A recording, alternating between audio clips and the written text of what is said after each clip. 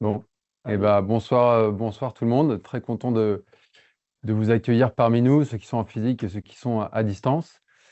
Pour ceux qui ne me connaissent pas, moi je suis Pierre Sol, je suis le directeur général d'Upgrade, qui est une agence spécialisée en design et en produits. Et je suis ravi d'accueillir Bastien de chez Bouygues, qui est notre client, un de nos clients les plus fidèles depuis maintenant 5 ans et la création du cabinet. Alors, rapidement, donc Upgrade, nous on existe depuis 2021. Aujourd'hui, c'est à peu près 130 personnes réparties sur 4 villes. Paris, Nantes, Lyon et Bordeaux. On fait à peu près 14 millions d'euros de chiffre d'affaires en 2025 et on est spécialisé donc en UX et en product management. Voilà, 80 CDI, 50 freelance et un modèle avec des partenaires sachants qui encadrent nos consultants. Voilà, on n'a pas de commerciaux from scratch. C'est ce qui nous différencie des autres, de nos concurrents. Qu'est-ce que je peux vous dire d'autre après sur Upgrade? On travaille avec beaucoup de super clients dans plein de secteurs différents. Télécom, énergie, retail, banque, assurance, luxe. On travaille aussi dans le funéraire avec Funecap. Et on est en plein développement. Voilà, là, on a ouvert Bordeaux cette année et on est historiquement présent à Nantes et à Paris et on a ouvert Lyon en 2023. Voilà ce que je peux vous dire. On cherche bien sûr à recruter en permanence, que ce soit des freelances ou des personnes en CDI. Et également, on cherche toujours à gagner et à développer nos clients existants et à travailler aussi avec de nouveaux secteurs, avec comme ambition en 2027 potentiellement d'ouvrir un pays, un autre pays. On pense beaucoup à l'Espagne, et notamment à Barcelone. Voilà. Je ne vais pas voler la vedette à Bastien, que je remercie en tout cas pour cette initiative, et je remercie toute l'équipe Bouygues, Cassandre, Fabrice, Elif, Victor, qui a contribué à organiser cet événement. Et merci encore à tous pour votre présence. Ouais, alors attends, micro, hop, à toi. Merci. Hop là, j'espère que vous m'entendez à distance. Bonjour à tous. Merci Pierre pour l'intro et merci à Upgrade pour l'invitation. Merci à Laura et Cassandre qui ont beaucoup fait, je crois, pour l'orga et aux petites mains. Je pense à Fabrice aussi, mais d'autres peut-être que j'oublie. Désolé, mais en tout cas, merci pour cette invitation. Moi, je suis Bastien Hugues, donc je suis Head of Design chez Bouygues Télécom. Bouygues Télécom, où je travaille depuis 2020 et où je suis arrivé pour faire du contenu à la base, parce que j'ai été journaliste dans ma vie d'avant. Et puis, en faisant du contenu, j'ai commencé à travailler avec des UX. En travaillant avec des UX, j'ai fait du design. Et j'ai le plaisir maintenant d'encadrer cette équipe de designers qui travaillent notamment donc, sur toute la partie grand public, donc le site et l'app, mais j'en parlerai après. Et donc, l'équipe design chez Bouygues Télécom, en gros, c'est 4 expertises. Je ne vais pas m'étendre dessus, vous les connaissez, mais du product design, du content design, le design system et du design graphique de l'UI. Et donc, on travaille sur le site et l'application Bouygues Télécom. Donc, on est rattaché à la direction grand public. On ne travaille pas du tout sur la partie entreprise et pro-business, mais par contre, sur toute la partie grand public. Donc, si vous êtes client ou futur client Bouygues Télécom, on travaille en gros pour vous sur la partie vente de box, de forfait, de téléphone, etc. Puis une fois que vous êtes client Bouygues Télécom, donc sur toute la partie vie client, assistance et ainsi de suite. Je suis ravi de vous parler de ce qu'on a fait ces derniers mois chez Bouygues Télécom en termes d'IA. C'est la thématique du soir. Donc il y a 3 parties qui sont prévues. Et on terminera par une session de questions-réponses. Donc, n'hésitez pas à distance à utiliser le Teams, la partie conversation. Je crois que vous pouvez poster des questions dedans et on essaiera de faire une petite sélection en fonction du nombre de questions qui sont posées et on y répondra en fin de meet-up. La première partie, ce sera une petite partie sur que sont les agents IA, qu'est-ce qu'ils nous permettent de faire en tant que designer.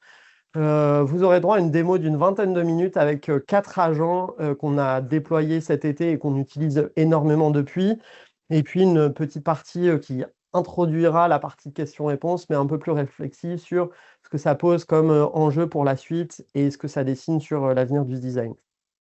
Je voulais commencer par une personne dont vous connaissez peut-être plus le nom que la photo, c'est Abraham Maslow, qui est un des pères de la psychologie humaniste au XXe siècle, qui est connu notamment pour la pyramide de Maslow, la pyramide des besoins, mais qui est aussi connu pour une métaphore à qui il a donné son nom et qui est devenu un biais cognitif, c'est le marteau de Maslow. Pourquoi j'en parle? C'est qu'en 1966, donc il écrit un bouquin et il parle du marteau donc le marteau de Maslow, et il dit: j'imagine qu'il est tentant, si le seul outil dont vous disposez est un marteau, de tout voir, percevoir comme des clous.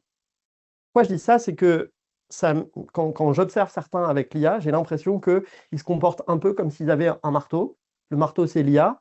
Et donc, ils cherchent des clous, parce que l'outil magique, c'est l'IA. Et donc, ils cherchent des clous à enfoncer.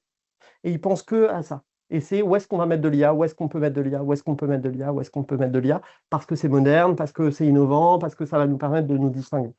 Et je trouve que cette approche-là, elle est importante, c'est important d'en avoir conscience parce que, à mon avis, c'est ma vision, mais elle est assez anti-design, anti-UX. euh, et je voulais commencer par ça, mais on y reviendra. Euh, et face à ça, la bonne nouvelle, à mon sens, c'est que les designers sont peut-être les mieux placés pour créer les meilleurs outils IA. Il y a une raison à ça, c'est qu'un outil IA, à mon sens, c'est un produit. C'est-à-dire qu'à ce titre, il doit être utile, pas comme la cravate pour chien que j'ai trouvée sur Amazon à plus de 6 euros. C'est vraiment inutile, n'achetez pas ça. Mais un produit IA, un agent IA, il doit donc répondre à un problème, donner un besoin, répondre à un besoin, résoudre un problème, mais il doit être utile. Il doit être utilisable. Si votre agent IA n'est pas utilisable, telles ces poubelles de tri chez McDo, ou les fois où j'arrive chez McDo, je ne sais jamais ce que je dois faire avec mon plateau, votre agent IA, vous devez observer des utilisateurs qui savent le prendre en main. S'ils arrivent devant votre agent, votre outil IA de manière générale et qu'ils ne savent pas le prendre en main, c'est bien qu'il y a un problème. Et enfin, il doit être fiable. Je fais une dédicace aux designers qui travaillent chez Bouygues Télécom et ceux qui habitent à Paris, en tout cas, prennent 2 ou 3 fois par semaine la ligne 9. On sait qu'elle n'est pas très fiable. C'est un problème. Elle est pourtant très utile pour aller jusqu'à chez Bouygues Télécom. Elle est utilisable, on monte dedans, mais elle n'est pas franchement fiable, si j'en crois les messages que vous envoyez tous les matins sur WhatsApp pour vous plaindre. Faites en sorte que vos outils IA répondent à ça. On va parler d'agents ce soir, donc on ne va pas parler de tout ça. On ne parlera pas, par exemple, de vibe coding, des outils IA. Il y en a quelques-uns ici, mais en réalité, il y en a beaucoup plus. Peut-être que vous en utilisez un ou deux, peut-être que vous en utilisez d'autres, peut-être que vous en utilisez 10. Nous, on va se concentrer vraiment sur la fonction agent, ok, dans l'agentique. Donc, en partie, ce que vous pouvez faire directement sur ChatGPT, Gemini, Claude, etc., ou des outils comme Dust ou Prism, mais j'y reviendrai. Ce que fait un agent IA, pour ceux qui ne sont pas encore très familiers avec cette notion, c'est qu'à la différence d'une IA généraliste, j'entends par IA généraliste, vous allez sur la page d'accueil de ChatGPT et du coup, si vous avez bien compris comment il faut procéder, vous lui dites mets-toi à la place de, et puis vous commencez à lui donner du contexte, parce que si vous ne faites même pas cet effort, globalement, vous risquez d'avoir une réponse assez vague, assez générique, pas très satisfaisante. Un agent, c'est le mode beaucoup plus poussé de ça. Vous allez lui donner des instructions, un contexte, vous allez lui donner des attendus, vous allez lui dire agis comme tel ou tel expert, agis dans tel ou tel cadre, et ainsi de suite. Et puis, l'avantage, c'est que vous n'aurez pas à lui répéter à chaque fois que vous le sollicitez. Parce que sur ChatGPT, contrairement à une idée reçue, comment dire, les GPT ne sont pas auto-apprenants. En gros, ce que vous lui avez dit une fois, vous fermez votre chat, vous en rouvrez un demain, il a oublié ce que vous lui avez dit. Okay, le modèle est apprenant, bien sûr. Les modèles sont entraînés par ceux qui les portent. L'agent, lui, il ne va pas être plus apprenant que ça. Par contre, les instructions que vous allez lui donner, donc la partie un peu back, les paramétrages, une fois que vous lui avez dit, une fois, il a enregistré le truc. Donc si dans le paramétrage, dis à mon agent, tu travailles chez Bouygues Télécom, les utilisateurs ne sont pas. Alors, mets-toi comme si tu travaillais chez Bouygues Télécom. Inutile, il le sait déjà. Toutes les instructions, une fois que vous les avez mises une fois, elles y sont, et tant que vous ne les changez pas, elles y sont une bonne fois pour toutes. Donc, un agent, comment il fonctionne? Rapidement, la première chose, c'est comprendre ce que vous lui dites, que ce soit oral ou écrit. Il va essayer de décomposer ce que vous lui dites. C'est la notion de token. Je ne rentrerai pas dans le détail, on n'a pas le temps. Mais en gros, il va décomposer tout ce que vous lui dites pour essayer de comprendre l'intention que vous avez derrière. La deuxième chose, c'est qu'il va réfléchir sur cette base. Donc, il va essayer d'analyser le contexte que vous lui avez donné, vérifier les contraintes, analyser avec tout son socle de connaissances. Ça peut être les milliards et milliards et milliards de données sur lesquelles le LLM a été entraîné, et ou ça peut être votre documentation interne que vous lui avez donnée. Et enfin, il va prédire, donc mathématiquement, la réponse la plus probable. Okay, il va ne faire que ça, prédire. Et donc, il va agir en vous formulant une réponse qu'il juge pertinente d'un point de vue probabiliste. Parfois, ça marche. Parfois, vous, en tant qu'utilisateur, vous allez dire la réponse, c'est nul. En fait, peut-être qu'il y a eu un moment, une erreur, mais on y reviendra. Ça vient peut-être de la doc, peut-être de votre prompt, etc. Mais lui, de son point de vue, c'était probable que ce soit la bonne réponse. OK ? Donc, il peut prendre ensuite des actions de manière plus ou moins autonome. Pour l'instant, chez Bouygues Télécom, on n'est pas à un niveau d'autonomie élevé. On est plutôt en train de comment dire, muscler les agents tels qu'ils existent, vérifier qu'ils fonctionnent bien, qu'ils sont utilisables, utiles, fiables. Une fois qu'on a atteint ce niveau-là de certitude sur la qualité de l'agent, alors on passera dans un mode plus automatique. Et donc, on y réfléchit pour l'instant, mais on n'a rien passé en prod pour l'instant. La recette d'un bon agent, c'est du coup, pour commencer, un bon LLM. Tous les LLM ne se valent pas, toutes leurs versions ne se valent pas. On voit qu'il y a des versions qui sont sorties très régulièrement par chaque LLM. Puis il y a des agents qui sont très bons en code, d'autres qui seront meilleurs en génération de contenu, d'autres en génération d'images, d'autres en vibe coding, etc. Et bon, bref, tous les LLM ne se valent pas, et donc c'est intéressant de les tester pour comparer. La deuxième chose, c'est quand vous faites un agent, les instructions dont je parlais, elles sont primordiales. Si vous mettez des instructions qui sont un peu vagues, votre agent, il risque d'être un petit peu vague. C'est un peu comme si vous onboardiez quelqu'un dans vos équipes ou que vous faites onboarder. Si on vous fait un onboarding de 30 minutes et qu'on vous dit let's go, travail, vous allez vous dire bon courage à vous-même. Et les agents, c'est un peu la même chose finalement. Plus vous allez accompagner votre agent, lui donner des instructions, lui dire ce que vous attendez, lui fixer des objectifs, etc., plus l'agent il sera pertinent. De même, une bonne documentation sera capitale. Ce que j'entends par bonne documentation, c'est plutôt la documentation interne. Je vous parlerai de l'assistant de rédaction après, je vous montrerai comment il est documenté, mais c'est capital et c'est ce qui fait que l'agent est vraiment pertinent et qui va se démarquer de le même agent avec les mêmes instructions chez le concurrent. Ok, j'y reviens aussi. Et enfin, un truc sur lequel je ne reviendrai pas trop, mais c'est des bons prompts. Et bien prompter, ça s'apprend. Bien prompter au sens bien converser avec un agent. Quand on a créé les agents là, cet été avec l'équipe, un petit peu avant l'été, ce qui m'a intéressé, c'était d'observer comment chacun dans l'équipe design échangeait avec les agents. En fait, parfois, certains vont mettre un premier message très court, limite vont dire salut, voilà, essayer de familiariser, même si c'est artificiel, familiariser avec l'agent, puis ils vont y aller vraiment step by step. J'ai besoin de toi pour ça, ensuite j'ai besoin de toi pour ça, et ainsi de suite. Et d'autres vont mettre un énorme pavé au départ qui risque de dérouter un peu l'agent parce que, en fait, si vous me parlez pendant 5 minutes, je dis attends, reprenons du début, quoi. Donc c'est un peu, voilà, il y a différentes méthodes. Certaines sont meilleures que d'autres. Là aussi, il faut tester. Ça s'apprend, il faut essayer. Je m'arrête 2 secondes sur la documentation interne. Donc, un des agents dont vous allez voir la démo ensuite, c'est l'assistant de rédaction. C'est le premier qu'on a créé. Sans doute parce que moi, mon appétence perso allait sur le contenu à la base, et parce qu'on a une grosse documentation. Quand on est accompagné par un UX Writer qui est avec nous depuis plus de 2 ans maintenant, et la première de mes préoccupations, c'était de dire il faut absolument muscler notre documentation, créer un content system avec le design system, dans le but d'autonomiser les designers qui auront un lieu, le design system en l'occurrence, qui leur est familier en plus, sur lequel ils pourront trouver toute la documentation. Sauf qu'en fait, le content system, il contient déjà des dizaines de pages. Et un peu comme un design system, la réalité, c'est que c'est pertinent d'avoir une documentation, mais personne ne va la regarder, ou très très rarement.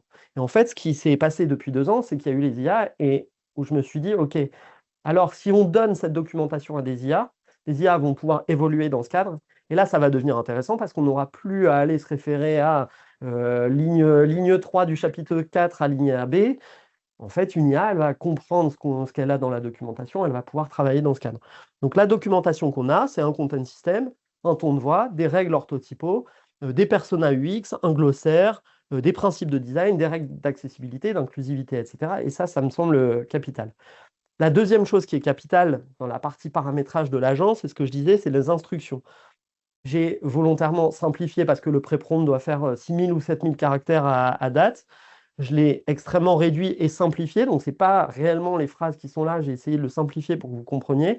Mais en gros, donc ça commence toujours par l'identité. En l'occurrence, là, je lui ai grosso modo demandé d'être un coach en rédaction senior et d'assister tous ceux qui écrivent chez Bouygues Télécom, quel que soit le public et quel que soit le support. Le but, c'est que l'agent il soit utile pour toutes les personnes qui créent du contenu chez Bouygues Télécom. Pas seulement le digital, pas seulement le design, mais un attaché de presse de Bouygues Télécom qui voudrait se relire ou faire relire son communiqué de presse pour des journalistes, c'est possible. quelqu'un qui créerait du contenu pour un support print qui sera distribué en boutique, s'il veut vérifier que le ton de voix de Bouygues Télécom est respecté, c'est possible aussi avec cet agent.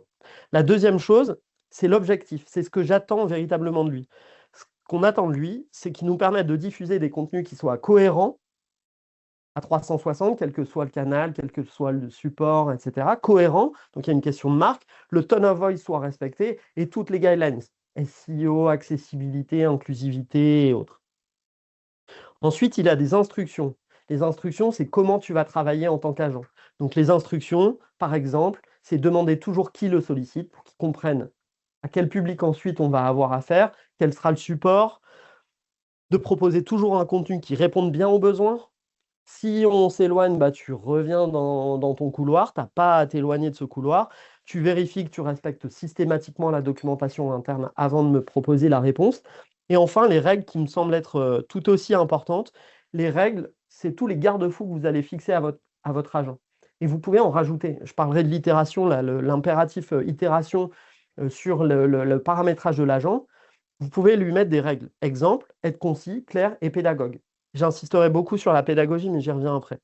Le côté concis, je l'ai beaucoup rajouté parce qu'au départ, je lui disais soit pédagogue, soit pédagogue, soit pédagogue, parce que je voulais que l'agent explique systématiquement quand on le sollicite pour un contenu à pourquoi je te fais cette recommandation. Pas juste, voilà la phrase qui répond à ton besoin, mais voilà pourquoi je pense que cette phrase est la bonne. Et elle est intéressante parce que c'est ce qui permet de raisonner. Donc j'attendais beaucoup de la pédagogie. Sauf que grosso modo, quand je l'ai mis dans la main des designers, ce que j'ai vu, c'est que les réponses, elles étaient extrêmement longues parce qu'il était extrêmement pédagogue, mais parce que je lui avais demandé. Donc j'ai dû itérer, ajuster et dire, sois concis. Quand j'ai vu que ça ne suffisait pas, je lui ai dit, sois concis et évite vraiment les réponses de plus de X caractères, parce que ça dissuade. Donc des fois, il précisait, je vais te faire une réponse concise parce que sinon je vais te dissuader de lire, pas besoin de le préciser, je rajoute pas besoin de le préciser. Donc parfois, faut ajuster, trouver le bon, il y a une question de bon équilibre à trouver. Une fois que vous avez une bonne documentation et des bonnes instructions, normalement, vous avez un agent qui commence à fonctionner. C'est important aussi d'avoir conscience de ce que ne fait pas encore, j'insiste sur le encore parce que là, en vrai, c'est une conf qu'on donne en novembre 2025, mais peut-être que dans 6 mois, on refera la même chose et je dirais tout l'inverse, j'en sais rien, tu me réinviteras, Pierre, mais, ou pas. Mais en tout cas, aujourd'hui, les agents ne font pas tout. En l'occurrence, remplacer un expert humain, à mon sens, pour l'instant, l'agent ne le fait pas, dans le sens où les agents là qu'on a créés, tout repose sur nous en réalité. La documentation interne, c'est nous qui l'avons créée et c'est un expert qui l'a créée. Toutes les instructions qu'on a faites, c'est bien nous qui lui en avons dit et c'est nous qui sommes capables de le challenger. Et évaluer les performances de l'agent, seul un expert peut le faire. Dans la démo, vous aurez aussi une démo de l'agent accessibilité. Comment je valide que ces réponses sont bonnes? En sollicitant des experts en accessibilité. On en a 2 à la direction digitale, à qui je partage systématiquement les échanges avec l'agent accessibilité pour dire, moi je commence à m'y connaître un petit peu, mais je ne suis pas un expert en accessibilité. Parfois, j'ai l'impression, même s'il est, voilà, je lui ai demandé d'être pédagogue, de justifier ses choix, il pourrait m'intoxer et je tomberais encore plus dans le panneau. Je me dis, bah, si, il a donné telle ou telle norme, mais en fait, peut-être que la norme n'existe pas. Donc, je la fais valider par un expert humain. Okay. Ça, c'est hyper important. La deuxième chose, c'est que les agents, ils n'ont pas d'intuition. Ils ont une intelligence, ils n'ont pas d'intuition. L'intelligence et l'intuition sont 2 choses différentes. En tout cas, pas encore. Et l'intuition, notamment, c'est un mélange de compréhension très globale d'un problème. Un agent va tendance à être capable de analyser, on revient sur ce que je disais tout à l'heure, il décompose ce que vous lui dites, il essaie de comprendre ce que vous lui demandez et de miser sur quelle est la réponse la plus probable. Il s'arrête là. Même s'il le fait avec un langage qui est un petit peu familier, ça reste artificiel. Nous, on a l'impression que c'est quasiment un humain qui nous répond. La réalité, c'est que c'est une machine et qu'elle n'est que probabiliste. Donc pour l'instant, l'intuition, il n'en a pas trop et ça va jouer notamment pour l'instant sur la créativité. Par exemple, sur l'assistant de rédaction, un agent, il est très peu capable de faire des bons jeux de mots. Il va faire des jeux de mots assez bateaux. Un peu comme le ferait, pardon pour eux, mais un junior, pour en avoir été un junior copywriter, il va faire des accroches un peu bateaux en général. Il y en a des très bons, évidemment, mais quand on n'a pas d'expérience, on va faire des jeux de mots bateaux. Bah, l'agent, il va rester dans des jeux de mots bateaux. Pourquoi? Parce que, grosso modo, il va avoir du mal à sortir du cadre. Si je veux, pardon, complètement détourner l'usage d'un mot au profit d'un jeu de mots. Ok, j'ai pas d'exemple là sous la tête, mais dans la tête. Mais si je veux complètement détourner l'usage d'un mot, je sors complètement de la probabilité. Et donc là, il n'est pas capable de le faire. Et donc les super accroches qu'on voit, les rois pour ça, Burger King notamment, j'ai beau lui dire agis comme, pour l'avoir essayé, agis comme Burger King, et voilà des exemples, il n'arrive pas à le comprendre. Et ça, c'est sans doute parce qu'il manque d'intuition et de créativité pour l'instant. Et je l'ai beaucoup dit, mais pour l'instant, en tout cas, les agents, ils sont probabilistes. En réalité, ils ne créent rien de zéro. Tout ce qu'ils créent est basé sur le passé.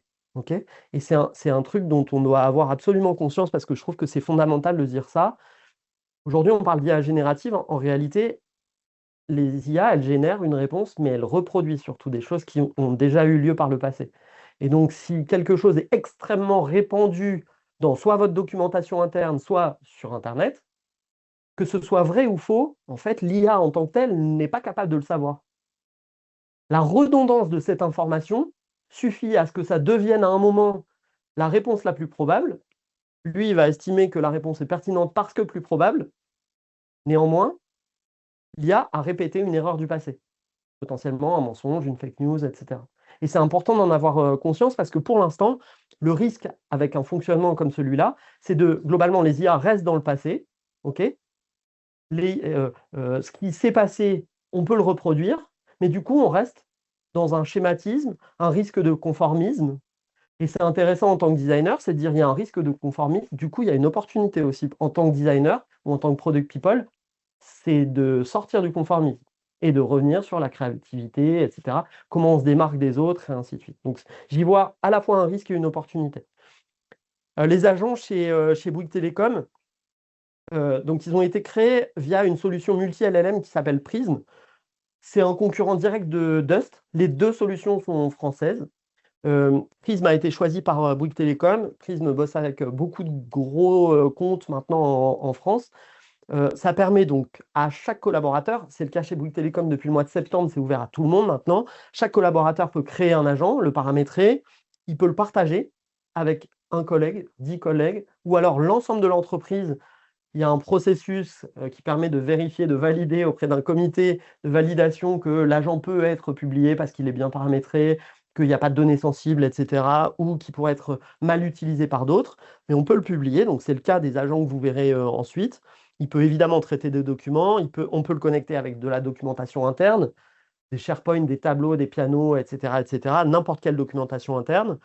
Il permet de tester différents LLM. Donc nous, pour l'instant, Prism, ce qu'on a dealé, c'est qu'on utilisait du GPT et du Gemini avec les différentes versions possibles de ces deux LLM. Donc c'est intéressant, c'est cette idée de tester. Donc parfois, moi, je tente une conversation avec l'un et je tente la même conversation avec l'autre et je vois si les résultats sont meilleurs ou bons. Ensuite, ça change très régulièrement, donc c'est compliqué de se faire une idée. Enfin, le fait de se dire, bon, bah, GPT, par exemple, en ce moment, GPT-5 est très bon dans la génération de contenu, c'est un exemple. Ok, so what, mais peut-être que dans 3 semaines, une nouvelle version de Gemini aura pris le relais, et puis peut-être que 2 mois plus tard. Bon, c'est intéressant quand même d'être dans une logique de tester pour l'instant. Et enfin, ça permet de sécuriser les échanges. Tout est hébergé, la plateforme est hébergée chez Bouygues Télécom, les données sont chez Bouygues Télécom. Rien ne sort de l'écosystème Bouygues Télécom avec ce type de solution. Derrière chaque agent, donc il y a un point commun, je l'ai dit, c'est répondre à un problème. Et il y a 2 objectifs principaux, pardon. Le premier qui me semble vraiment le plus important, c'est de gagner en efficacité. Moi, ce que j'attends, c'est que les agents aident à monter en compétences, gagner en expertise. Aide-moi à gagner en expertise. Et en l'occurrence, moi qui suis plutôt du contenu et qui ai fait de l'UX Writing, l'assistant de rédaction, franchement, il ne me sert pas à grand-chose. Peut-être à gagner un tout petit peu de temps à la marge sur certains contenus, mais le reste du temps, en fait, ce qui me sort, je le sais, en fait, ce que je dois faire. Et je pense que l'agent CRO, l'experte CRO, elle n'en a pas besoin parce qu'elle sait ce qu'elle fait. Globalement, elle le fait bien. Ça va peut-être la challenger, ça va peut-être la pousser un peu dans ses retranchements. Mais là où ça devient intéressant, c'est que ça permet de gagner faire monter en expertise des gens qui ne sont pas spécialistes là-dessus à travers une posture pédagogue de l'agent. Ok. Et la deuxième chose, c'est évidemment gagner en rapidité. Les agents, ils permettent de réaliser évidemment des tâches très pénibles, très complexes, très chronophages. Il y a 2 choses là-dessus. Il y a des tâches qui sont tellement chronophages aujourd'hui qu'on y renonce. Et donc, si l'IA peut nous permettre de ne pas y renoncer, je trouve ça bien. Néanmoins, il y a une réflexion sur la rapidité pour la rapidité. J'entends quand même beaucoup, j'ai l'impression qu'il y a une forme d'unanimisme pour dire, en gros, bah, c'est trop bien, ça va être plus rapide. Et puis en fait, bah, du coup, ce que je faisais en 6 heures, bah, là, je le ferai en 6 minutes. Puis du coup, ça va me dégager du temps. Et puis pour faire d'autres tâches. En fait, je n'ai jamais lu quelles autres tâches. Alors si j'ai lu des choses du type, ouais, comme ça, on va remettre l'humain au centre de notre posture. Mais pourquoi il n'est pas déjà, en fait? Qu'est-ce qui t'en empêche réellement aujourd'hui? Et puis revenons sur les autres tâches que tu vas faire. Quelles sont les autres tâches? Donc, je trouve que la rapidité pour la rapidité, en réalité, c'est juste une réponse à notre cerveau qui est paresseux. Globalement, il est naturellement paresseux. Donc, on satisfait cette paresse naturelle, notre paresse naturelle, mais il y a des tâches qui sont très complexes à accomplir, très chronophages, et pourtant qui nous procurent une joie, un plaisir, parce que quand on a réussi à craquer le problème, même si on s'est pris la tête pendant 6 heures, on est super content. Et ça, c'est un vrai problème que je vous partage, un problème, un questionnement profond que je vous partage, que je ressens, c'est quid du plaisir de galérer à atteindre un objectif, à réussir quelque chose. Quand j'ai galéré, en général, je suis vraiment content. Quand je sollicite un agent qui me pond une réponse et que je me dis, bah ouais, c'est ça la réponse. Et je sais qu'il a raison. Je ne conteste pas ça, mais j'ai pris aucun plaisir. Aucun. Et je trouve que cette question est un peu philosophique, mais elle est intéressante sur qu'est-ce qu'on délègue aux agents et qu'est-ce qu'on garde aussi pour nous, notre plaisir, notre satisfaction à aller bosser tous les jours. En attendant, l'image que j'ai, avant de passer à la démo, l'image que j'ai du designer, en tout cas chez Bouygues Télécom aujourd'hui, c'est qu'il est entouré d'agents. Donc là, vous voyez les 7 des 8 agents qu'on a, sachant que le huitième, en fait, c'est un agent qui est architecte de prompt. Donc c'est un agent qui permet de respecter les best practices pour écrire les paramétrages, les instructions dans les différents agents. Mais il y a un agent qui est sur le brief product, vous aurez la démo, un sur l'UX Research, vous aurez la démo, un sur l'accessibilité, il y a une démo, un sur l'UX Writing, il y a une démo, et deux, trois autres. Donc sur le prototyping, en gros, c'est repartir avec un super prompt dans Figma Make ou dans Lovable, et ça marche vraiment bien. Un sur les idées d'A/B test, en gros, comment bien structurer, challenger une idée d'A/B test, écrire le plan d'A/B test ou aider à l'analyse. Et enfin, un qui sera consacré à la data pour lire les datas dont on a besoin, sans solliciter des gens qui sont jamais dispo pour nous donner la réponse. Je suis allé un peu vite, mais j'espère que c'est clair pour vous. Et on va passer à la démo. Donc la démo, on va commencer par le premier, c'est l'assistant de rédaction. Donc j'ai insisté sur le fait que vous devez partir d'un problème pour créer un agent. Donc dans la presse, j'ai mis quels étaient les problèmes de départ sur chacun. L'assistant de rédaction, je l'ai un peu dit déjà, mais j'ai des product designers dans l'équipe. Écrire, c'est un métier. Écrire façon Bouygues Télécom, c'est peut-être encore plus un métier ou encore plus complexe. Et pourtant, c'est indispensable à ce qu'une expérience digitale soit réussie.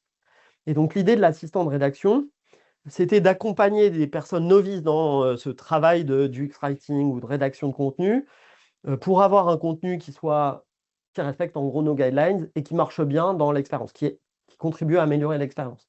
Donc là, vous allez voir une démo qui est sans autoplay. Je vais juste me mettre là pour faire des pauses au cas où. Voilà.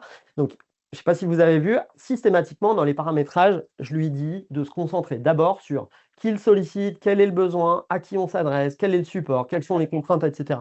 Donc là, il a commencé par ça en mode dis-moi qui tu es et sur quoi tu peux m'aider. Donc là, l'exemple, je vous mets juste enfin, j'y vais progressivement, mais je lui dis je suis UX designer, mais tout d'abord, j'aimerais que toi, tu te mettes pleinement dans la peau de mon persona exigeante. Donc c'est un de nos 4 personas sur le digital de Bouygues Télécom. Est-ce que tu es capable? Donc là, il me dit oui, totalement.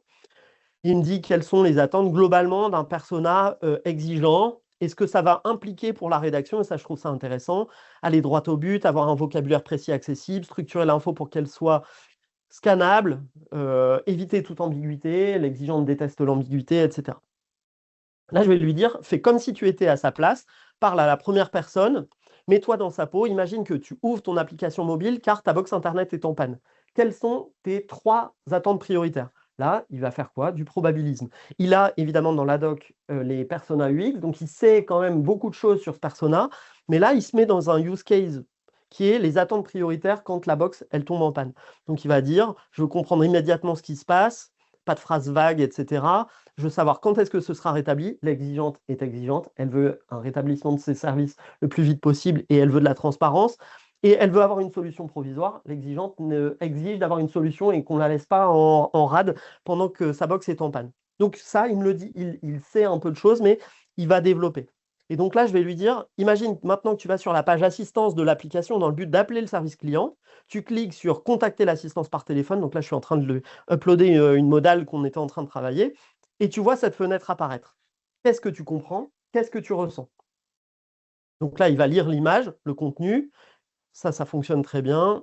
Je me mets dans la peau de l'exigeante et je vis la scène comme si c'était moi. Ce que je comprends, on me propose de passer par un assistant virtuel qui s'appelle BT avant d'appeler un conseiller humain. BT est disponible tout le temps et peut répondre immédiatement. Et si je veux quand même appeler, je peux cliquer sur continuer par téléphone. Mais ce que je ressens, c'est frustration, méfiance, impatience. Et en résumé, je vais avoir des attentes, du coup, parce que pour l'instant, je ne sais pas si c'est une option crédible, ce que tu me pousses, mais ce que je sais, c'est que tu es en train de me dissuader d'appeler, alors que moi, je veux appeler un humain.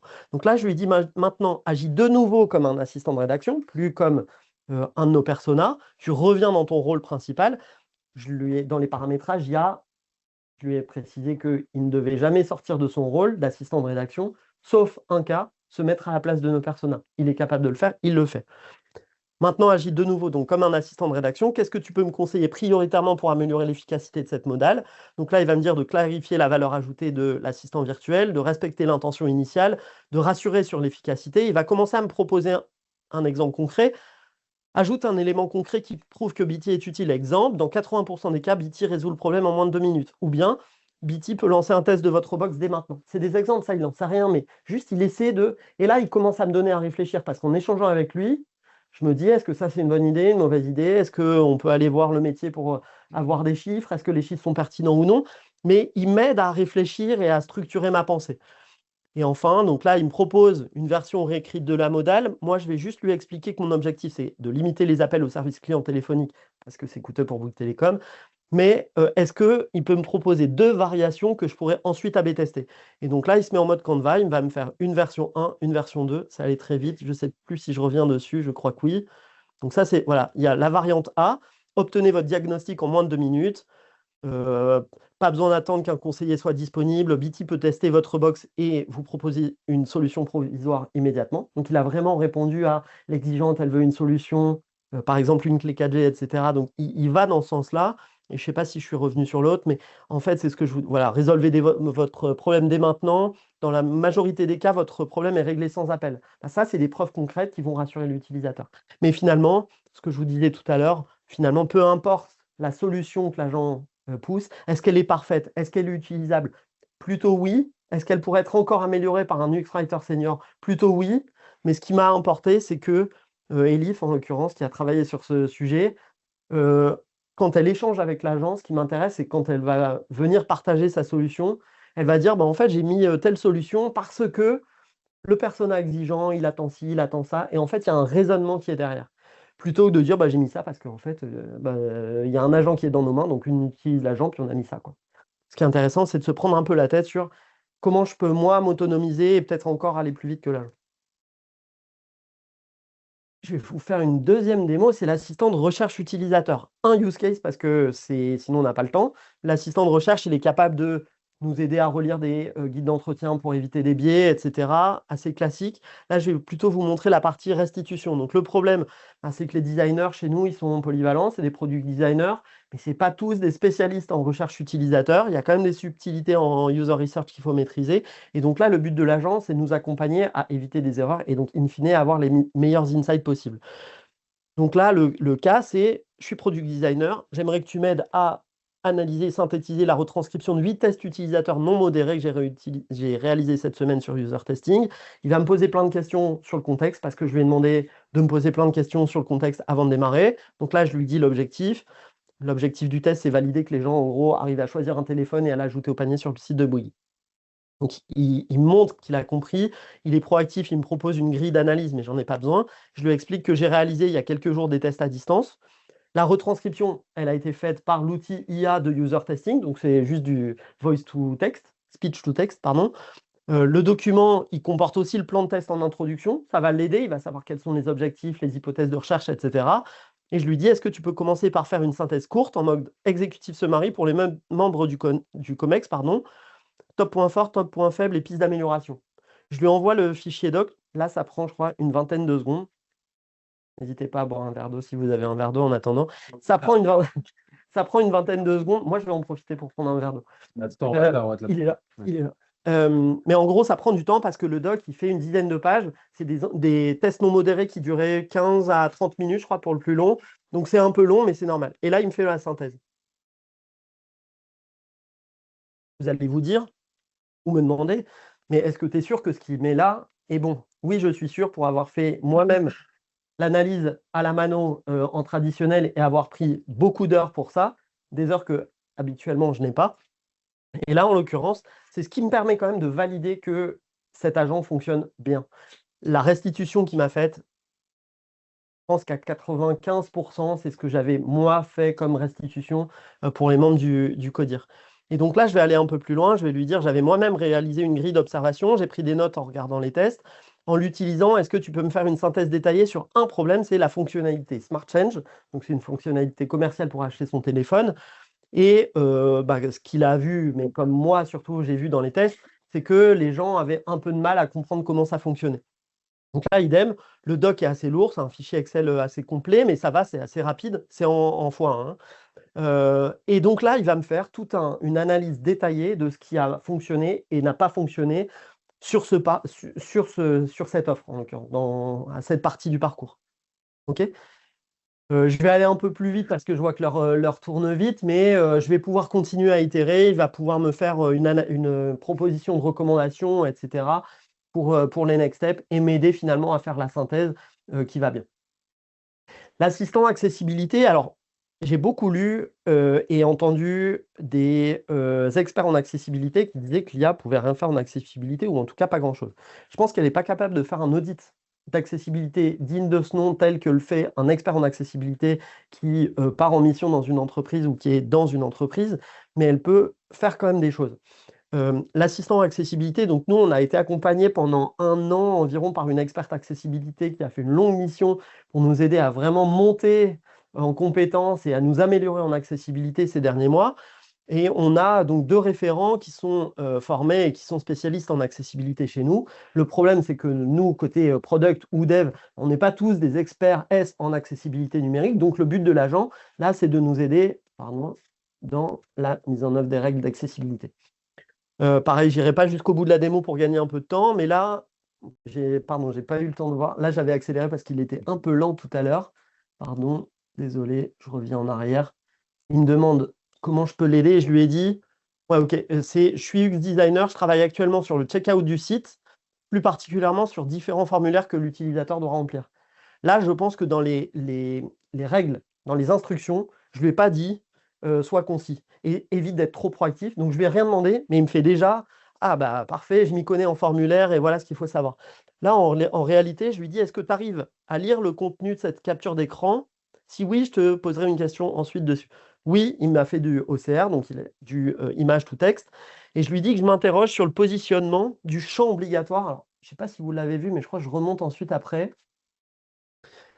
Je ne suis pas sûr de remonter en l'occurrence. En gros, mais on pause, on avait mis champ obligatoire tout en haut de la section, mais tout en haut de la section égale même au-dessus du titre. Et on avait un débat du coup dans l'équipe en se disant est-ce que c'est vraiment tout en haut? Et certains disaient oui, l'année dernière, Claire, l'experte en accessibilité, nous avait dit vraiment quand les champs obligatoires, il faut le mettre tout en haut. Et moi, ça me paraissait juste pas logique, presque anti-UX, que ce soit vraiment au-dessus du titre. Parce que je dis, attends, tu arrives sur la page, le lecteur d'écran, il va te dire champ obligatoire avant même de savoir de quelle page il s'agit. Donc on avait un débat dans l'équipe, on n'était pas tous d'accord, et donc je sollicite l'agent, et en l'occurrence, il va m'expliquer. Alors, c'est allé un petit peu vite, je vais essayer de revenir rapidement dessus. En fait, ce qui est intéressant, c'est le moment où, voilà, il va me dire par exemple là, les normes applicables. Et donc là, il va citer quelles normes, quels critères. Donc, ça me permettra d'aller vérifier.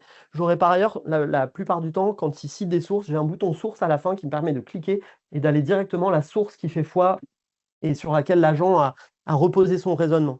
Donc là, il m'explique qu'effectivement, en gros, le fait de le mettre tout en haut, c'est trop, notamment au-dessus du titre, en fait, c'est une fausse bonne pratique et que la meilleure pratique, c'est de le mettre au début du premier champ d'un formulaire. Ok, donc tout en haut de la section, oui, mais en fait, tout en haut du formulaire. Et donc là, je vérifie avec lui, ok, donc là, il est trop par rapport au premier champ du formulaire. Il me dit que oui, c'est bien ça, et il me réexplique. Je le sollicite sur un autre type, je vous le montre juste, celui-là, il est intéressant, un peu plus, enfin, il peut paraître un peu plus basique, mais en l'occurrence, dans notre, je vais vous le montrer juste après, c'est toujours dans le checkout.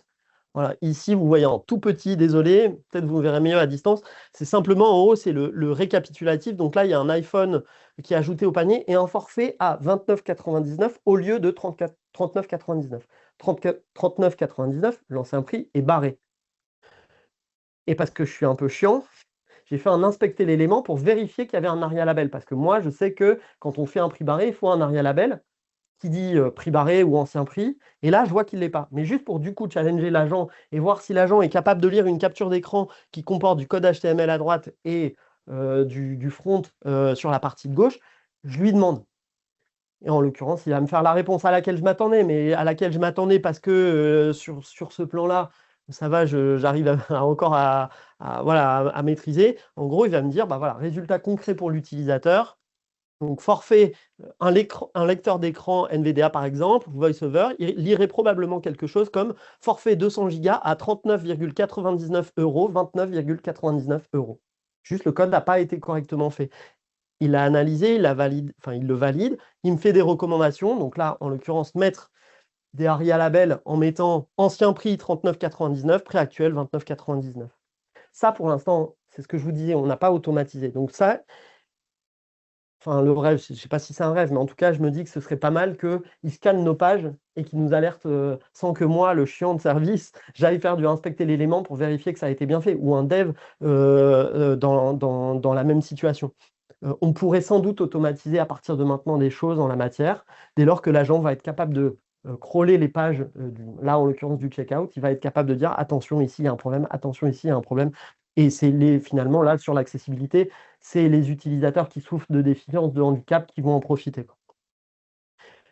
Je vous passe le troisième use case, je le sollicitais sur le composant toaster. Est-ce que c'est un bon composant en termes d'accessibilité, etc. Spoiler, non, il ne faut pas en faire. Et voilà. Enfin, un assistant qui n'est pas encore dans la main des futurs utilisateurs, mais que j'adore. C'est l'assistant brief produit. J'ai l'impression, je généralise, mais j'ai l'impression qu'on est tous confrontés dans le design et dans le produit à des métiers qui sollicitent et qui viennent avec j'ai pensé à la solution. Qu'est-ce que tu en penses? Ce serait bien, non? Fais une maquette et voilà. Et en fait, les briefs, quand on regarde les briefs, la plupart du temps, il manque des infos cruciales. Qu'est-ce qu'on essaie de résoudre comme problème? Quels sont les KPIs? Quelles sont les métriques? Qu'est-ce qui ne marche pas actuellement en termes de stats? Et pourtant, sur Confluence, on a un magnifique template où tout est marqué. Et pourtant, c'est souligné, hein. C'est marqué, il ne faut surtout pas partir dans la solution. Contentez-vous de décrire votre problème. En fait, les gens, ils contournent le template. Le template Confluence, enfin, ça reste un template et on en fait ce qu'on veut après. Ça, c'est un vrai problème. Et notre vrai problème à nous, c'est qu'ensuite, on doit batailler pendant 10 ans pour expliquer que bah non, en fait, la solution qui avait été imaginée, ce n'est pas la meilleure. On en a une meilleure. Et donc là, le rôle de l'agent, c'est d'aider à la rédaction d'un brief produit et donc de recentrer systématiquement un demandeur sur le problème initial à régler. Vous allez voir comment il fonctionne. Il a 10 étapes. Je crois que ça dure 2 minutes la démo. La première, c'est qui tu es, donc qui est le demandeur. Je vais lui dire, je suis Jean-Michel Métier de la direction marketing.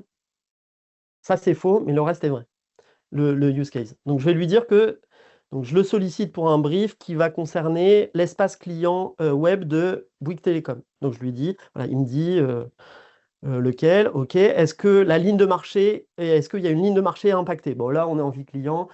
C'est tous les clients qui vont être impactés, donc je lui dis que non. Il me demande quel budget à imputer. C'est un budget qui sera imputé sur le digital.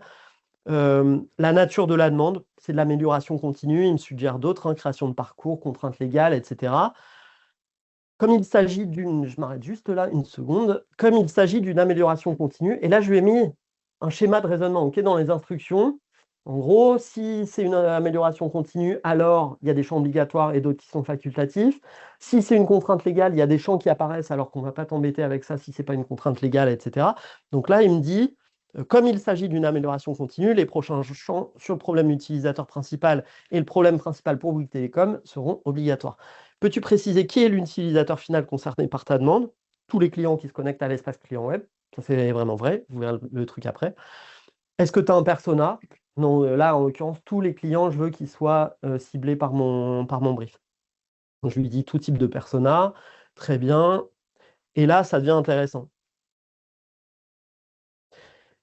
Formule-moi en une phrase claire, quel est l'objectif utilisateur principal? Ça, c'est pas évident quand on n'a pas l'habitude. Donc j'ai mis des exemples, enfin c'est lui qui fait des exemples, mais moi je lui ai dit, pense à illustrer, puis je l'ai guidé un peu. Donc grâce à cette demande, l'objectif est que l'utilisateur puisse, ici, attention, warning, ici il faut se concentrer sur ce que l'utilisateur pourra faire ou obtenir, pas sur la solution technique. Exemple, consulter facilement ses factures depuis l'espace client web. Ok? Quelle est ta formulation?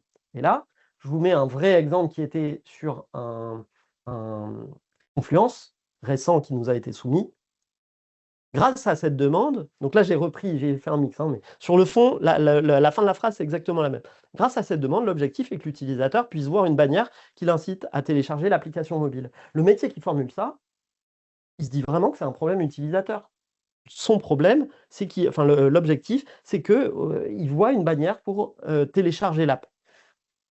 Et donc, il valide son brief et il nous l'envoie. Et nous, on se dit, bah non. Et là, l'avantage de cet agent, je comprends ton objectif, cependant, ta formulation décrit déjà la solution, voire une bannière. Alors que dans un brief produit, on doit rester centré sur le besoin ou le bénéfice. Et ce qui est bien, c'est qu'il va suggérer des choses qui seront ensuite amendées, validées, reformulées par l'utilisateur. Exemple, grâce à cette demande, l'objectif est que l'utilisateur puisse découvrir qu'une application mobile existe, comprendre l'intérêt de télécharger pour gérer ses services plus facilement. Je vais lui dire, ce qui a vraiment été dit oralement ensuite, oui, mais je pense qu'une bannière est vraiment la bonne solution pour ça. Il me dit, je comprends, mais en fait, dans le brief, voilà, tu as déjà une idée de la solution, mais en gros, laisse les équipes produits faire. Et donc, il va systématiquement le recentrer, et tant que je ne vais pas aller dans son sens, lui, il va être obtus sur, restons sur le problème utilisateur. Si j'insiste, il va me dire, il n'y a pas de problème utilisateur, va voir directement les équipes produits pour échanger avec eux, parce qu'en l'état, on ne validera pas ton brief. Bref, il continue de me poser des questions. Problème principal pour Bouygues Télécom. Donc la même chose, j'ai refait une erreur. À cause du problème identifié, ça nuit à Bouygues Télécom car beaucoup d'utilisateurs n'ont pas le réflexe d'utiliser l'application. Non, là, il était bon. Il me propose juste d'améliorer un petit peu la reformulation. Indicateur de réussite, là j'en ai mis. Parfait, il me valide. Contrainte de planning, je lui dis que je veux ça en janvier 2026. Et à la fin, ce que ça fait, c'est que ça génère, merci pour le timing, Fabrice, on a 5 minutes de retard, donc ça va. Ça génère directement, vous allez voir, voilà, il me propose un titre. Donc, c'est promotion de l'application mobile auprès des clients, des clients via l'espace client web. Il me génère mon brief. Pour l'instant, ce n'est pas automatisé, mais ça va le devenir. Il y aura un bouton publier sur Confluence, puisque là, on est connecté avec nos outils internes. Publier sur Confluence, et tout ça est publié sur Confluence. L'équipe produit reçoit un brief qui, a priori, est déjà beaucoup plus carré qu'il l'aurait été sans cet agent. Donc on voit que les agents, c'était la dernière démo, donc j'ai 5 minutes de retard, donc ça va. On voit que les agents, ils apportent, indubitablement, ils apportent des choses. Ils nous font gagner du temps, ils nous font gagner en efficacité, donc on est clairement satisfait. Moi, je vois 3 enseignements à retenir si vous ne vous êtes pas encore mis aux agents, ou bien si vous tâtonnez encore. La première chose que je dis à tout le monde, c'est commencer par identifier vos problèmes. Faites le bon diagnostic, diagnostiquez vos problèmes que vous rencontrez en tant que designer, en tant que produit, et demandez-vous, est-ce que l'IA peut m'aider? Voilà. Commencez par cette réflexion-là, juste. Partez pas dans ouais, je vais créer un agent pour créer un agent, pour gagner du temps, comme ça me permettra de faire ce que je faisais en 6 heures en 6 minutes, et comme ça j'aurai du temps pour me recentrer sur l'humain et ce sera génial et je ferai d'autres tâches. La deuxième chose, c'est méfiez-vous de votre première impression. Qu'elle soit mauvaise, j'en ai entendu beaucoup au départ ton agent, c'est un peu de la merde. l'équipe design de Bouygues Télécom rigole, elle se reconnaît. Mais en fait, oui, c'était un peu de la merde, mais c'était de la merde parce que parfois les prompts n'étaient pas bons, la manière de prompter n'était pas bonne, la documentation, elle n'était peut-être pas parfaite, les instructions, elles n'étaient clairement pas parfaites, on a beaucoup itéré dessus. Donc c'est normal en fait que à instruction, contexte mauvais, en fait le résultat ne sera pas très bon. Et méfiez-vous aussi de l'effet waouh, où vous dites c'est génial, j'ai rien à toucher. Et puis en fait, juste, c'est bien tombé, la probabilité était la bonne, vous avez eu un bon résultat, mais la réalité, c'est que la deuxième fois, dans 3 jours, dans 3 semaines, le résultat ne sera pas bon. Et les gens se diront, bah, ton agent, et là, il y aura une incompréhension. Juste, vous n'avez pas itéré et vous n'avez pas une approche produit sur le truc. Et justement, donc le troisième enseignement, pour finir, c'est que l'agent, puisque c'est un produit, il n'est jamais fini. Donc la première chose, testez-le. Testez-le vous, faites-le tester par les vrais utilisateurs. Là, le brief produit, je suis en train de dire qu'il est génial. La vérité, c'est que je dirais qu'il est génial quand les demandeurs, le métier, Jean-Michel Marketing, l'aura pris en main et m'aura dit, bon, ton brief, ton outil, là, pas mal. Ça m'a pas pris plus de temps que ce que je faisais sur Confluence. Toi, tu es content? Oui, moi, je suis content. Bah, moi aussi, je suis content. Tout le monde est content. L'agent est pertinent. Mais testez-le et faites-le tester. La deuxième chose, améliorez-le beaucoup. Franchement, l'agent assistant de rédaction, là, même s'il est vraiment pertinent aujourd'hui, entre les instructions qu'il y avait il y a 5-6 mois quand on a commencé et aujourd'hui, elles n'ont juste plus rien à voir. Franchement, j'ai changé cet été, j'ai changé énormément de choses dessus. Je lui ai rajouté beaucoup de garde-fous et complété la doc. Et recommencer, c'est un jour sans fin, mais recommencer. Une fois que vous avez changé quelque chose, potentiellement le modèle, le langage a changé, retester, et en fonction des résultats, réaméliorez-le. Donc un agent, c'est aussi prendre du temps. Un agent, ça demande un peu de temps. Si vous n'avez pas de temps à consacrer à un agent, c'est un problème. Il est 19h55. Si on finit vers 20h10, je vais essayer de faire cette partie-là en 10 minutes, mais elle introduit les questions-réponses, encore une fois. Je ne sais pas s'il y en a sur Teams des questions. N'hésitez pas à en poser et on terminera par une dizaine de minutes de questions-réponses. Je suis allé trop vite. J'espère que vous reconnaissez ce old man meme. Pour l'instant, c'est Jean-Michel Lovaibel qui nous dit que demain, tout le monde va pouvoir designer. On l'a beaucoup entendu, je l'ai beaucoup entendu. Ce que je vois, c'est que je clique trop vite aussi. C'est que la première chose, c'est que les métiers, parce que c'est à eux notamment qu'on pense, mais parfois aussi des gens du produit qui ne sont pas forcément à l'aise avec la posture produit, ils n'ont pas attendu Figma Make et Lovaibel pour designer. Designer. J'insiste sur les guillemets. En fait, ils designent sur Paint et PowerPoint. Ça, c'est une créa sauvage illustrative. J'ai adoré voir ça. En fait, c'est une maquette faite par quelqu'un du marketing pour vous aider. Pardon. Mais c'était réellement pour nous aider parce que en fait, le marketing avait réfléchi à la solution et ils sont venus en mode maintenant, on a besoin de vous parce que les devs, ils vont pas dev là-dessus, évidemment. Et Fabrice, qui est ici présent, a eu la joie de travailler sur un brief qui contenait ça. La réalité, c'est Smart Change, là, le sujet dont je vous parlais tout à l'heure. La réalité, c'est que ça ne ressemble pas du tout à ça. Mais en tout cas, les métiers n'ont pas attendu les outils de vibe coding pour designer. En revanche, là, vous voyez un mail, j'ai juste anonymisé l'auteur, qui est consultant dans un cabinet, qui travaille dans une mission de simplification chez Bouygues Télécom. Ce qui est important, c'est plutôt le milieu du mail, là.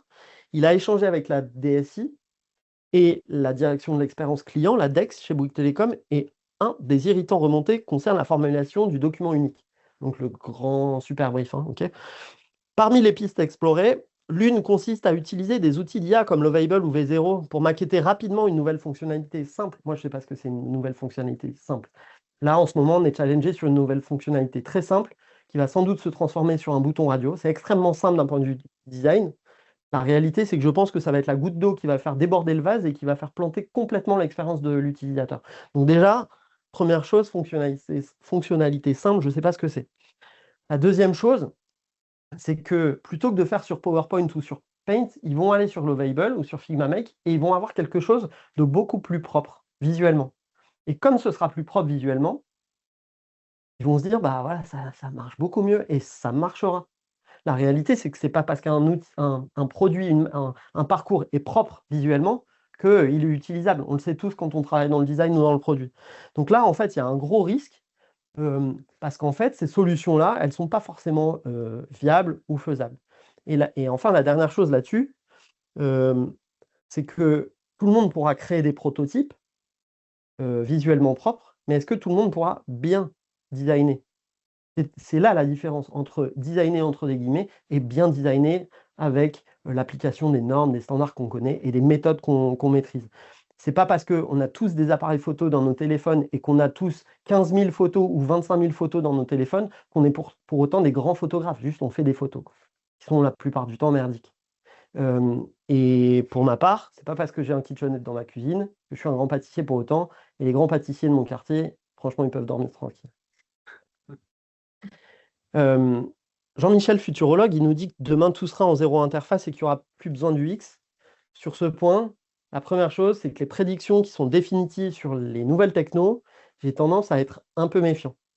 En 2021, la direction digitale à laquelle je suis rattaché a énormément passé de temps à se dire c'est quoi pour Télécom sur le métavers, et les NFCC demain, tout va être comme ça, et voilà, ça ne s'est pas produit.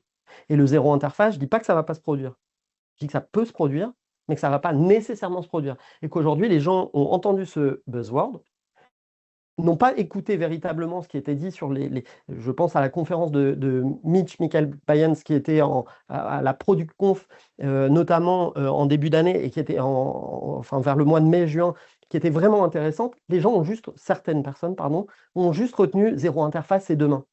Et donc là, se disent, avec le marteau de Maslow, zéro interface, l'IA, zéro interface, et donc zéro interface, c'est la solution magique à tout. La première chose, c'est que tout évolue à une vitesse complètement folle. Les navigateurs GPT en mode Atlas, etc., ça fait l'objet d'annonces incroyables, mais pour l'instant, je vois personne les utiliser autour de moi parce que quel problème ça résout, je ne suis pas sûr que ça en résolve. Mais la techno facilite le fait qu'on sort des trucs tous les jours. Est-ce que ce sera la réponse magique à tous les problèmes?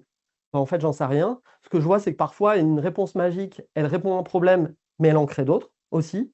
Je vous partage juste. Ouais, je skip cette slide-là, tant pis. Je vous partage juste ça qui me semble fondamental. Notre rôle en tant que designer, notre rôle fondamental est globalement faciliter la vie des gens. Générer du business par ailleurs, l'un n'allant pas sans l'autre, mais pour ceux qui travaillent dans des entreprises, en tout cas qui génèrent du business. Mais fondamentalement, on doit faciliter la vie des gens. Et pour l'instant, le numérique est en train d'échouer à cette mission, à mon sens.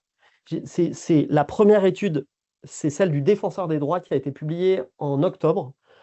En 2016, 39% des Français rencontraient des difficultés à réaliser des démarches administratives. En 2024, ils sont 61% à rencontrer des difficultés dans les démarches administratives. Je l'ai noté parce que ça m'a rendu... Enfin, vraiment, c'est encore plus incroyable.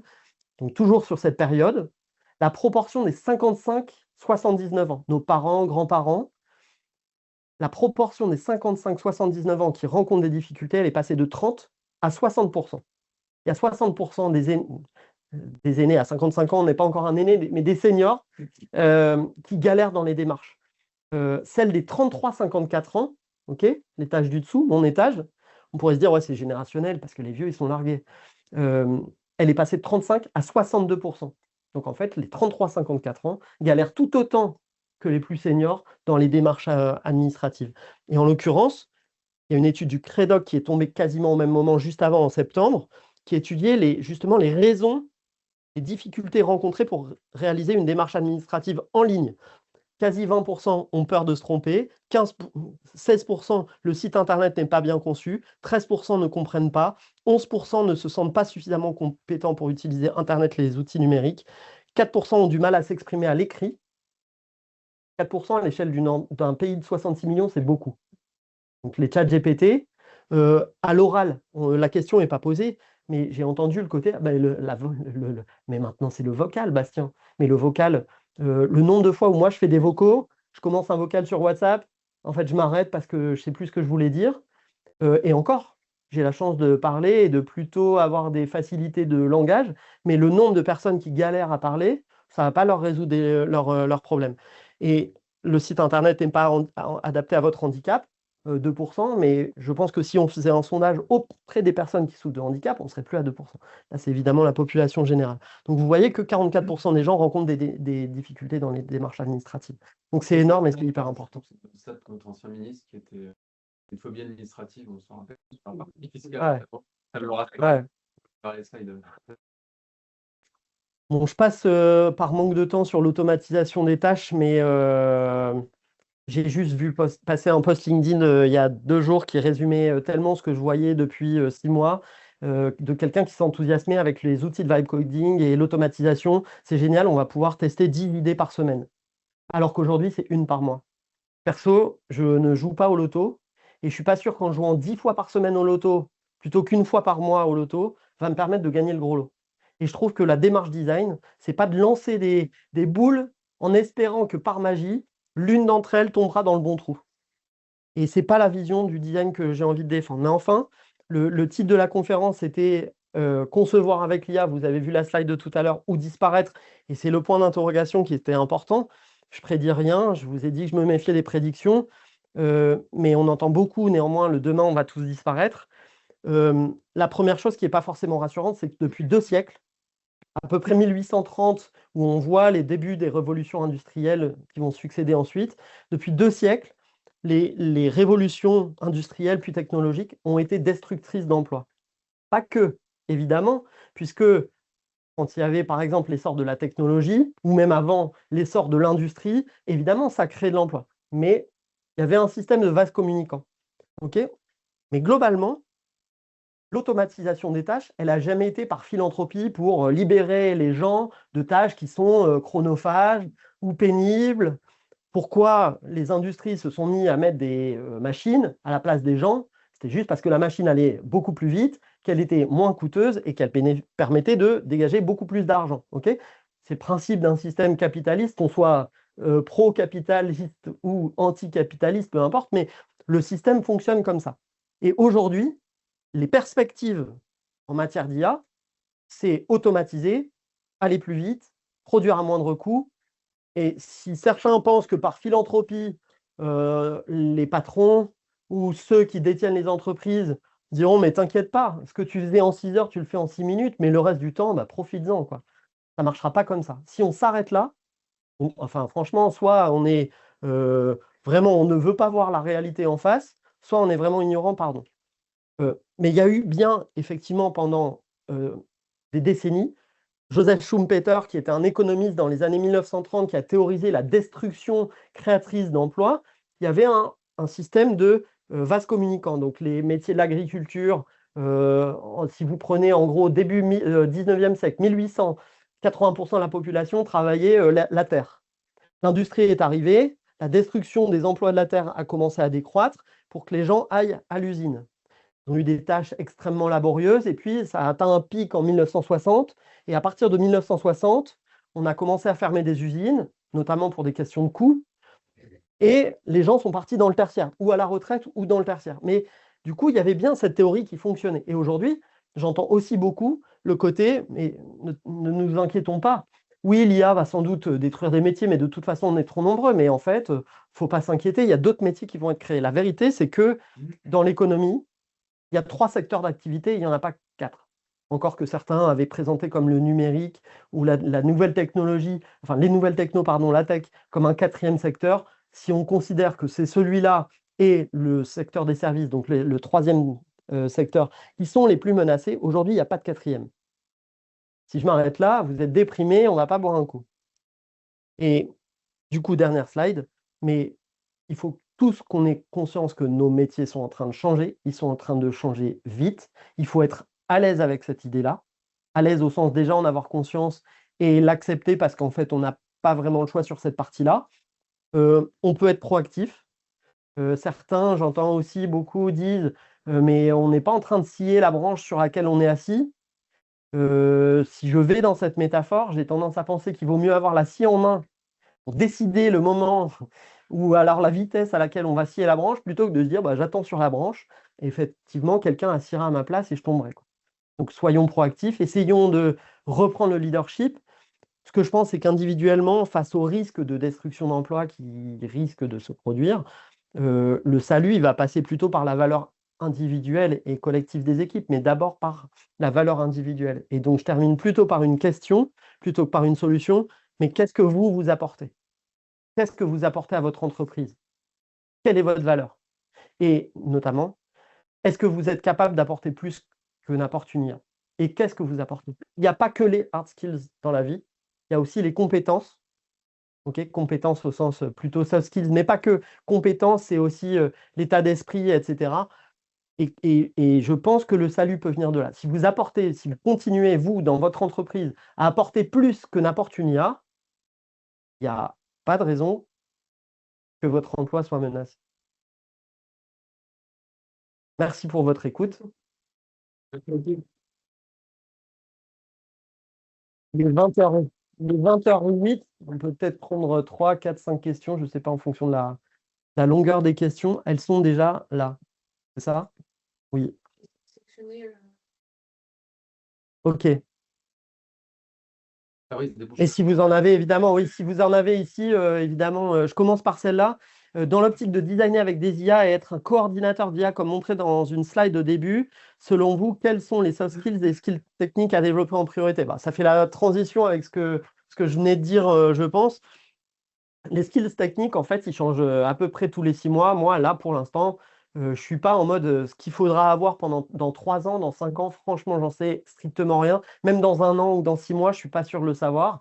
Ce que je vois là, c'est pour l'instant déjà embrasser ce changement, comprendre ce qui fonctionne, comprendre ce qu'il y a derrière les IA. J'ai lu un livre avec lequel je suis pas d'accord sur beaucoup de choses, mais qui est assez passionnant, qui est le livre d'Éric Sadin qui s'appelle Le désert de nous-mêmes. Le mec est un philosophe anticapitaliste assuré. Il a fait un contre-sommet de l'IA quand les pontes de l'IA sont venus en France pour le sommet de l'IA en France. Il dit des choses extrêmement intéressantes qui doivent tous nous alerter sur ce qu'il y a derrière, ce qui nous attend, pourquoi on en est arrivé là, à l'échelle de l'histoire, avec des références philo. Et je trouve que déjà avoir ce mindset-là, moi je dirais c'est ça qu'il faut développer en priorité et développer, concernant les soft skills, développer un esprit proactif et critique. Après la mise en place des agents, quels sont les next steps chez Bouygues Telecom? Bah, je l'ai dit, mais c'est pour le coup, c'est une forme d'automatisation, pardon, des agents, pour que, en gros, bah, par exemple, plutôt que de passer par Studio, là, Prism, l'outil que vous avez vu, on l'est directement dans Figma pour l'instant, et demain dans Figma Make, que l'assistant accessibilité il puisse scroller peut-être en temps réel le site pour nous alerter et nous faire peut-être un reporting toutes les semaines de ce qu'il a vu qui ne fonctionnait pas et peut-être une matrice de priorisation, j'en sais rien, mais nous aider à prioriser nos combats et améliorer l'expérience finalement. Mais pour moi, c'est ça la next step. Et la deuxième étape, mais qui n'est pas concernant les agents, mais j'en parle juste une microseconde parce que ce n'est pas le sujet, mais c'est évidemment être néanmoins tout ce que j'ai dit, néanmoins proactif sur ce qui pourrait se passer dans 6 mois. Les agents de ChatGPT, par exemple. OK, pardon, les apps de ChatGPT. Je ne sais pas si vous avez vu passer le truc. En octobre, ChatGPT a fait un grand lancement aux US sur des apps donc type notamment Figma. Il y avait Expedia, Booking, Spotify, etc. Les expériences pourraient avoir lieu directement dans ChatGPT. Les gens, ceux qui promettent le zéro interface, ont dit ça y est, on y est déjà. Est-ce que les gens réellement vont aller sur ChatGPT pour consulter la conso Bouygues Télécom ou pour commander un nouveau forfait? Je n'en sais rien. Mais si on ne le crée pas, on ne le saura pas. Il va falloir prendre une part de risque. Peut-être que le temps qu'on travaille pendant 2 mois là-dessus, les apps InGPT auront fait un flop total, ils lanceront rien en UE et on aura dit on a travaillé dans le vide. C'est pas très grave, c'est aussi notre rôle d'anticiper les usages, les devancer parfois, tester des choses en assumant une part de risque. Mais en tout cas, c'est ça aussi la next step pour les designers chez Bouygues. Concernant l'écriture de contenu, vous n'avez pas peur d'un manque de personnalité? Non. Également un manque de nuance selon l'émotion de l'utilisateur? Non, justement parce que les instructions et notre documentation luttent contre ça. Si on n'avait pas une documentation très structurée, des instructions qui sont propres à Bouygues Telecom, un tone of voice, un content system, etc., et qu'on se contentait de lui dire soit un coach, assistant de rédaction, etc., Si Orange, SFR et Free, nos concurrents, faisaient le même agent, ils auraient les mêmes résultats, on produirait le même contenu. On aurait donc un manque de personnalité absolument total. Ce qui nous sauve de ça, c'est le content system, le tone of voice, nos règles propres à l'entreprise, nos personas. Et j'ai eu, il y a 2 semaines, je ne sais pas s'ils sont là, je crois que certains se sont inscrits, mais des confrères québécois de la Banque Desjardins, Caisse de dépôt ou Banque Desjardins au Québec, et on parlait de ça parce que ça les intéressait, cet agent. Euh, c'est ce qu'on s'est dit.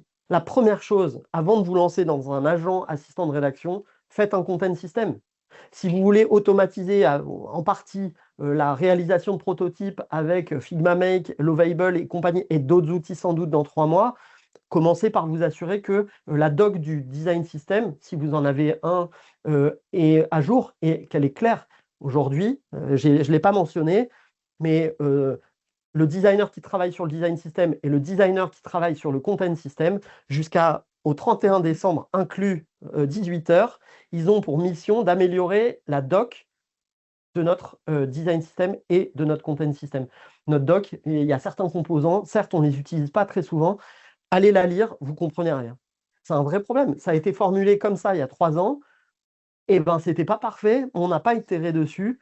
Une IA, enfin là, pour les essais qu'on fait en ce moment, je vois plein d'erreurs. Et on se dit, mais pourquoi elle a pris tel composant? Mais en fait, va lire la doc. Juste va lire la doc. Elle est incompréhensible. Et pourquoi elle a fait ça? Nous, on n'utilise pas trop. Mais on ne l'a pas écrit, en fait, qu'on ne l'utilise pas. Donc, en fait, il faut que la documentation, c'est ce que j'ai dit tout à l'heure, le nerf de la guerre, votre doc interne, elle doit être béton. Je crois que c'était tout pour les questions à distance. Il y en a beaucoup trop. Désolé, on a pris celle-là. Est-ce qu'on en prend une ou deux ici ou alors on en discute ensuite, mais comme vous voulez. Je laisse ma place s'il y en a très rapide. Vas-y. Déjà, merci beaucoup, c'était super. Est-ce que tu es seul à l'œuvre sur la création de ces agents ou il y a des équipes en interne ou des relais dans l'équipe design Oui. On est accompagné par le plateau IA, donc Benoît Torlotin, qui est le PDG, pardon, le DG de Bouygues Télécom. Il a eu un grand volontarisme sur l'IA il y a quelques mois. Il a dit on va mettre les moyens là-dessus. Et ils ont un plateau en gros d'une quarantaine de personnes à la direction de la stratégie et de l'innovation qui sont là pour accompagner l'ensemble de l'entreprise et notamment dans le déploiement de studios. Donc j'ai eu leur soutien. J'ai eu des accès en bêta-tester. Ils m'ont beaucoup aidé. Donc déjà, je les salue s'ils sont là ou s'ils voient le replay. Ou voilà, en tout cas, je pense à eux. La deuxième chose, c'est que les licences de bêta-test, elles étaient très limitées. Donc moi, j'en ai demandé une. Je crois que Johan, le content designer, je lui en ai donné une assez tôt. Et une fois qu'on a fait l'agent assistant de rédaction, j'ai commencé à le donner à 2-3 personnes, puisque les places étaient limitées, pour dire, tiens, essaye de t'en servir et faisons-nous des feedbacks. Et du coup, pour aller plus loin, donc maintenant, on a fait des ateliers. Ça, c'est hyper important, je ne l'ai pas dit, mais des ateliers avec l'équipe pour que on prenne en main sur des use cases, des exercices un peu comme à l'école. C'est vrai que c'était un peu ça, mais en fait, où on prend 1 heure, 2 heures et on dit, tiens, sur tel use case, allez, chacun utilise tel agent et on compare les résultats qu'on obtient et on essaie d'avoir un visionnage critique. Et enfin, les experts que j'ai cités tout à l'heure, on a fait des channel teams. Il y a un channel test agent accessibilité, test agent CRO. Et du coup, les experts sont dans ces channels. Et moi, je leur partage les résultats, les échanges qu'on a en disant t'en penses quoi? Est-ce que tu valides ou... Moi, j'ai l'impression que c'est bon, mais est-ce que toi, en tant qu'expert S sur le sujet, est-ce que toi, tu valides? Donc oui, c'est un travail quand même collectif, collaboratif de ces agents-là. Pardon. Je pense qu'on s'arrête là et on... Dernière, juste Vas-y. pour les plus impatients. Moi, ma question, c'est est-ce que tu as une idée ou est-ce que quelqu'un dans l'Assemblée a une idée de ce que pourrait être le premier métier estampillé IA pour un designer? La première appellation ou création d'un nouveau métier estampillé IA. J'en sais rien. Personnellement, j'en sais rien. Je lis beaucoup de gens qui se définissent comme product builder. Sans doute qu'il va y avoir, oui, on ne l'a pas dit pour le coup, entre un product manager qui fait une très bonne discovery et qui va être bien aidé par les outils de vibe coding et un designer qui a les deux, mais qui serait très mauvais en discovery. Ben, en fait, vous voyez la balance. que je veux dire, c'est que je pense qu'un designer qui serait très mauvais en discovery et qui se contenterait de dire bah, moi je prototype, là il va clairement être en risque. Mais un product manager qui fait pas de la bonne discovery et qui va dire ah bah moi maintenant je peux faire mes maquettes. Est-ce qu'il va être bon pour l'instant? J'y crois pas. Product builder au sens avoir la compétence d'être sur la vision, sur la réalisation et sur le développement avec les outils de vibe coding qui vont jusqu'au bout du sujet. Est-ce que ça devient un product builder, mais combien de temps? On a parlé de prompt engineering. D'accord, ça devient une spécialité, mais en fait, c'est avant tout, pour moi, une compétence technique. Est-ce que moi je le suis? Je pense, enfin, je sais pas, moi je me définirai jamais comme tel. Prompt engineering, est-ce qu'on en parlera encore dans 6 mois? J'en sais rien. Pour l'instant, oui, il y a un besoin de savoir prompter, l'art de prompter, d'accompagner les gens à prompter. Pour l'instant, on en est très loin. Et oui, est-ce que ça devient un métier au sens valable dans 3 ans, dans 6 ans? Je n'en sais strictement rien, quoi. Et je suis certain de rien non plus, quoi. Je suis certain de rien non plus. On a dépassé, désolé pour ceux qui devaient vraiment terminer tôt à 20, enfin tôt à 20h, mais qui avaient des occupations familiales, personnelles et tout. Merci pour votre écoute et puis au plaisir d'échanger avec vous ici ou ailleurs.